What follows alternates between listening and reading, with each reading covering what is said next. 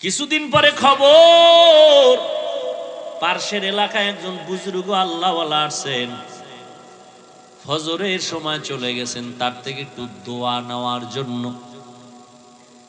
আকাশেতে লক্ষ তারা, এক চাঁদের আলো, লক্ষ মানুষ থেকে একজন আল্লাহওয়ালা ভালো। হুজুর একটু দোয়া করেন আমার জন্য। বাড়ি কই? অমুক জায়গায়। বিয়া করছেন, সন্তান কয়টা? কয় বিবাহ করি নাই। কেন করেন না? বয়স তো বেশি। কয় হুজুর এমন একজন মাইয়া তো পাই না। কি মাইয়া চাও?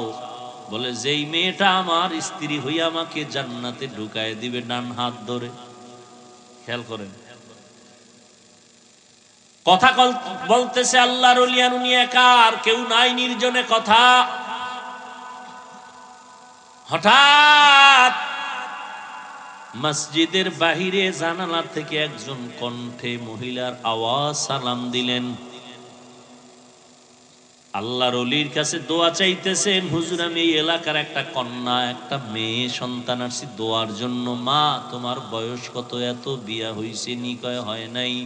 বয়স তো বেশি বেশি লাগে, এখনো কেন বিবাহ বসো না? মেয়েটা ডাক দিয়া কয় হুজুর আমি যে স্বামী নিব, জমিনে এমন কোনো আমার মনের মতো স্বামী পাই না। কেমন স্বামী চাও? এমন একজন স্বামী চাই যে আমার স্বামী হইয়া আমার হাত ধরে আমাকে জান্নাতে ঢুকায় দিবে। জিন্দগি মে বন্দগি তু করনা হে, জিন্দগি মে বন্দগি তু করনা হে,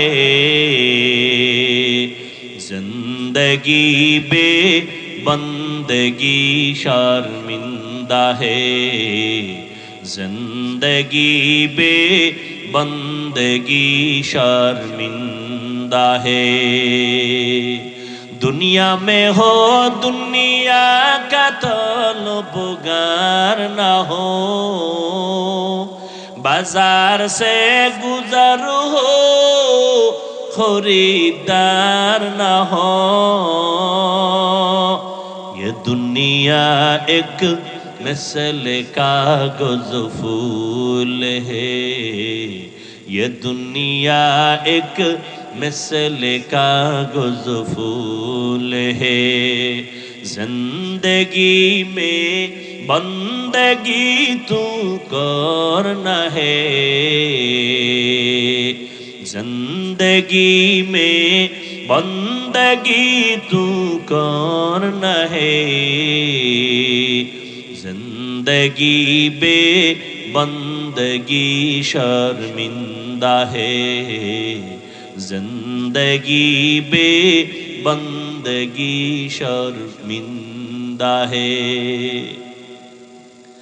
আল্লাহর বান্দা যুবক নিয়ত করলো এমন মাইয়া বিয়া করবে যেই মাইয়াটা বউ হইয়া তারা জান্নাতে ঢুকাবে। ও যুবক তুমি কি নিয়ত করছো? যে আমি যাই করি না করি আমার বউ আমারে জাহান্নামে নিয়ে যাবে। ও আল্লাহর বান্দা অন্তরকে তৈরি করো, আল্লাহর ভয় অন্তরে জমা করো। আল্লাহর ভয়। ও পর্দার আড়ালের বোনেরা, এমন একটা স্বামী চাইও যেই স্বামীর দ্বারা তোমার জীবনটা ফুলের বাগান হবে, বিনা হিসাবে জান্নাত পেয়ে যাবে। ও পর্দার আড়ালের বোনেরা, জান্নাতি বাগান সাজাইতে হলে হুজুর লাগবে না, মাওলানা হওয়া লাগবে না, গুণামুক্ত একজন আদর্শবান চরিত্রের যুবক লাগবে। চরিত্রবান আদর্শবান একটা যুবক দরকার, মাওলানা হওয়া দরকার না। আদর্শ সুন্দর হওয়ার জন্য মাওলানা হওয়া লাগে না, হুজুর হওয়া লাগে না। ওই মেয়েটা ডাক দিয়ে কয় বুজুর্গ ওলিয়ে কামেল,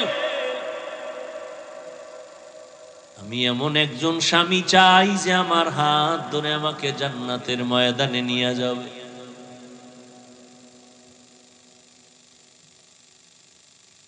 এখন হুজুরের পাশে ওই আল্লাহর বান্দা বসা না, হুজুর বলে, ও আল্লাহর বান্দা, তুমি পাও না তো এই মেয়েটারে বিয়া করো মানে? হুজুর বললেন, ও মা, তুমি বিবাহ বসবানি এই বান্দার কাছে? আমি গরিব। বলে, গরিব লাগবে না, আসল আদর্শ দরকার। হুজুর মধ্যস্থা হইয়া বিবাহের বন্ধন করে দিলেন। এবার দুইজন মিলে দাম্পত্য জীবন শুরু করলেন। সময় মতো নামাজ পড়েন আর আল্লাহর কাছে কাঁদেন, হে আল্লাহ, আমাদের দুইজনার মোহব্বতে এমন একটা সন্তান ছেলে দেও, যেই ছেলের দ্বারা গোটা দুনিয়ার অন্ধকার আলোকিত হয়ে যাবে। মাও দোয়া করে, স্বামীও দোয়া করে, বাবাও দোয়া করে, দুজন মিলে নামাজ পড়ে দোয়া করে। তাদের দোয়ার কারণে আমার আল্লাহ বলেন, আমার কাছে চাইতে দেরি, আমি দিতে দেরি করব না। স্বামীও চায়, স্ত্রীও চায় নেককার সন্তান। আল্লাহ ঠিকই দোয়া কবুল কইরা তাদের একটা নেককার সন্তান দান করলেন। লালন পালন করিয়া মদিনার আদর্শওয়ালা বানায় দিলেন। এই ছেলেটা বড় হইয়া ওই বাইতুল মুকাদ্দাস, প্রথম কিবলা যে ইহুদি ইসরায়েলেরা দখল করে আমার ফিলিস্তিনিদের উপরে হামলা চালায়, ওই সন্তান মা বাবার দোয়া পাইয়া প্রথম হাতটা বাড়াইয়া ওই বেঈমানের হাত থেকে প্রথম কিবলাটারে স্বাধীন করলেন, সিরিয়ার জমিনটারে স্বাধীন করলেন। ওই যুবকের নাম গুগলে সার্চ দিয়ে আজকে দেখবা, ওই বান্দার ইতিহাস জানে না এমন কোন শিক্ষিত মানুষ নাই। ওই বান্দা স্বর্ণের মানুষ, আল্লাহর ওলি, একজন জগৎ বিখ্যাত বুজুর্গ, ওলিয়ে কামেল সুলতান সালাউদ্দিন আইয়ুবী রহমাতুল্লাহি আলাইহি।